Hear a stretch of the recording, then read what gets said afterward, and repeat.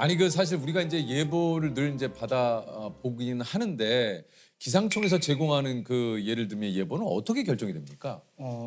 저희가 관측을로 시작을 해서 시뮬레이션을 돌리고 이걸 예보관이 해석하는 과정을 겪어요. 전 세계에서 기상 관측을 동시에 딱 해서 이제 슈퍼컴에 탑재되어 있는 소프트웨어로 이제 시뮬레이션을 하면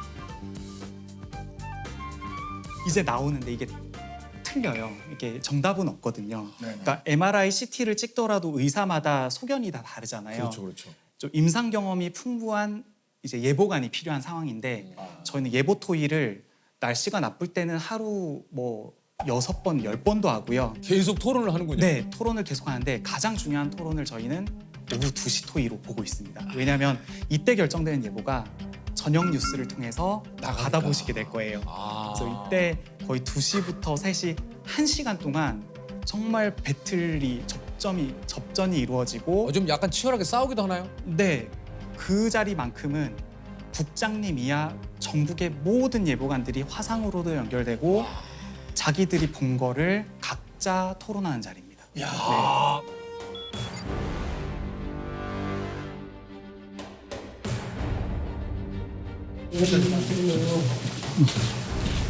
다음 거고 다음 광실은 짧은 사연을 하고 싶습니다. 네, 감사합니다. 네, 대전입니다. 부산입니다.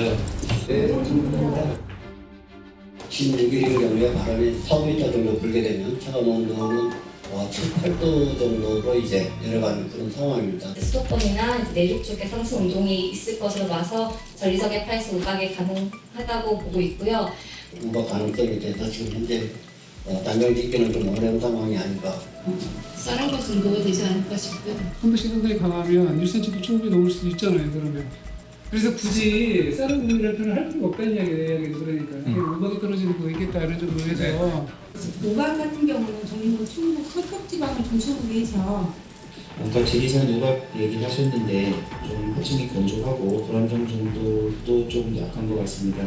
또 제가 하나 염려스러운 것은 진짜로 뭐 비가 오겠네 14일날 또 비가 또 온다면 또 안 오나 뭐 이런 형태로 전개가 될 가능성은 없는 건지 저희가 보기에는 서울 쪽에 이제 강수는 충분히 올 수 있다고 보고 있고요. 10에서 15시까지 모든 지역에 다 비 오는 건 아니에요. 그게 굉장히 빈도가 많을 거예요. 그러니까 잘 설명해 주시기 바랍니다.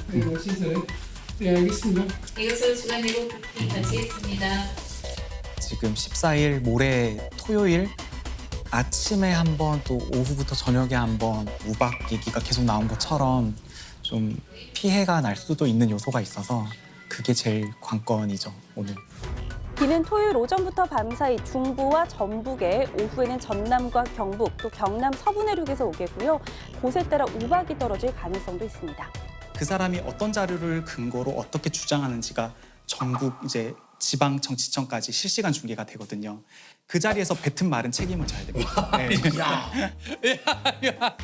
이거 와 근데 이런 거 예보했다가 다음날 뉴스에 뭐 네. 기상청에 뭐 예보가 뭐 이렇게 해서 뭐 엄청난 뭐 피해를 봤다 네. 이러면은 또 그분 와. 네, 어제 했던 말에 대해서 이제 곱씹게 되고 그래서 사실 예전에는 틀리면은 혼낸 적도 있고 혼났어요. 막 더 잘하라고 한 적도 있는데 요즘은 그런 말을 잘 안 해요.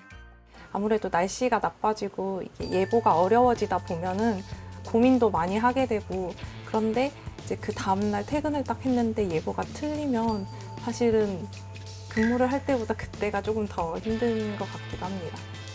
계속 보고 있거든요. 아, 비가 오나 안 오나, 내가 예보했는데 비가 오나 여기 많이 오나 계속 보고 있거든요. 그래서 그럴 때 좀 안 맞을 때는 좀 속상하죠.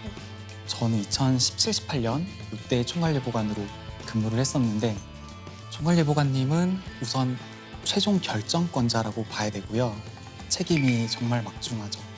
의견들이 다 다르잖아요. 오늘 토의도 보셨지만 미묘하게 다 다른데 A, B, C, D 중에 B를 결정했는데 C라는 상황이 나왔다.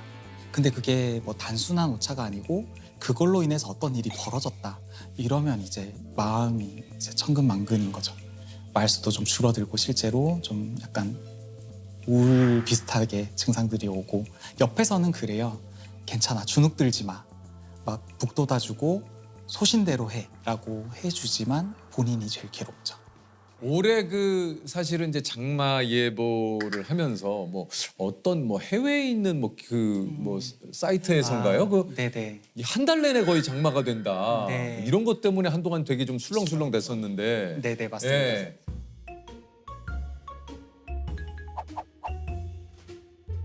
캘린더가 막 뜨고 했을 때 좀 뭐 사실 기상청 내에서도 그걸 가지고 얘기를 좀 많이 하셨을 거 아니에요? 많이 했죠. 저희 네. 인터뷰 질의도 많이 오고요. 무지하게 왔을 것 같아요. 기상청에서는 어떻게 생각하냐 이거에 대해서 이런 얘기들이 많았어요. 그래서 저희가 좀 이렇게 데이터를 좀 트래킹해 본 결과로는 평년의 개념이었어요. 그러니까 앞으로의 예측이라기보다는 기존의 뭐 10년이면 10년 그런 과거 통계를 기반으로 캘린더로 이렇게 표시를 해놨던 거예요. 그래서 그게 예측이 가장 핵심은 그거였어요. 과거 통계를 예보라고 볼 것인가. 근데 그건 아니기 때문에 저희 대변인실을 공식적으로 이거는 그렇게 좀 신뢰할 수 있는 건 아니다. 최신 정보를 활용하는 게 좋다 했더니 이제 댓글들이 막 달리는 거예요. 뭐라고요? 틀리는 전문가인 기상청이 아니라고 하면 이건 맞을 것 같아요. 약간 그런 좀 씁쓸한. 네. 그러니까 뭐 기상청 얘기 반대로 해라. 반대로. 기상청이 아니라고 하면 이번엔 오겠네 막 그랬는데 사실은 뭐 결론을 얘기 드리면 이제 저희가 맞았죠. 과거 그러니까요. 통계보다는 훨씬 근거를 가지고 한 예보가 정확도가 훨씬 더 높다. 그러니까 한편으로는 또 이게 가슴을 또 쓸어내리면서 네. 그죠. 사실 조마조마했어요. 그러니까요. 살 빼고 오면 어떡하지 막. 뭐 기상청에 계신 분들도 오죽 이게 뭐 연구와 진짜 공부와 노력들 어마어마하시잖아요. 아무리 예측하기 위해서 진짜 수많은 분들이 노력을 한다 하더라도 이제 빗나갈 때가 있어요. 그러다 보면 이제 민원이 많이 들어오죠. 민원 많이 오죠. 제가 개인적으로 받은 것들은 이제 시멘트를 쫙 부어놨는데 비가 와서 물이 들어갔으니까 이거 보상하라부터 이제 정말 중요한 자리 면접인지 이게 어떤 여자분이 이제 갑자기 내린 소나기 때문에 이제 화장을 다 머리랑 이렇게 젖었다. 네. 이게 사실은 조금 섭섭했어요. 네. 뭐가요? 어떤 점이? 오늘은 날씨가 화창할 예정입니다 해서 나름대로 입고 네. 나갔는데 갑자기 비가 막 쏟아지는 거예요.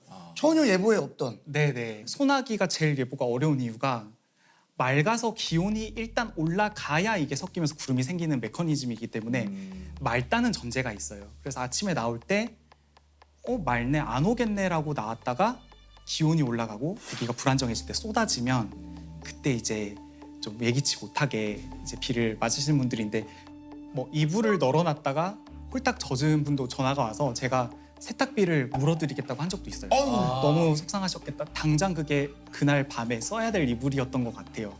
그러니까 일상하고 맞닿아 있는 이런 어려운 점들이 전화가 많이 와요. 그래서 진짜 보상을 해주시겠다고 그랬어요? 네, 제가 너무 죄송하다고. 일단 그분들은 연락을 주시는 분들은 왜 예보가 틀어졌는지에 대한 이유를 듣고 싶어서 하시는 게 아니에요. 사실 속상하고 이래서 막 뭐라고 하시다가 제가 죄송하다고 이제 하다 보면 다 아세요. 그걸 어떻게 정확히 맞추냐고. 지금 전화 받으시는 분이 뭐 무슨 뭐 잘못이 있냐 이러면서 이해를 많이 해주시죠. 네. 이게 이제 농업업 이게 또 이제 날씨는 진짜 말 그대로 생업과 관련이 된 그런 문제이기 때문에 요 진짜 안타까운 민원들도 굉장히 또 많을 것 같아요. 네, 좀 기억에 남는 민원은 고추를 이렇게 널어 놓으셨다가 비를 맞은 할머니분. 아마 그 해 정말 정성과 이런 걸 다해서 키워서 마지막 말리던 작업이었을 텐데 이게 뭐가 그렇겠어. 그러니까 또. 그러면서 또 됐었는데 그때 좀 기억에 많이 남고요. 바닷가 쪽에 일하는 기상대, 인천 기상대나 이런 분들은 좀 뱃사람들도 어업을 하시는 분들이 많아서 많으니까. 이제 풍랑특보가 나면 이제 우리는 하루 벌어서 하루 먹고 사는데 뭐 못 나가게 하면 어떡하냐. 그렇죠. 네. 여기서 보기엔 괜찮은데. 네. 잔잔한데 이거 뭐 앉아서 사무실에 앉아서 특보만 내면 다냐 이래서 정말 칼 들고 이 기상대로 쫓아오신 분도 있다고 해요. 네. 이게 어업도 같은 상황을 놓고 전화가 30분 간격으로 다른 전화가 올 때가 있어요. 지금 이렇게 잔잔한데 무슨 풍랑특보냐 해제하라는 쪽과 지금 사람 죽을 것 같은데 빨리 안 내고 뭐 하냐인데 이렇게 물어봐요. 지금 배 이름이 어떻게 되시냐 평화호. 또 전화가 오면 배 이름 어떻게 돼? 평화호 같은 데예요.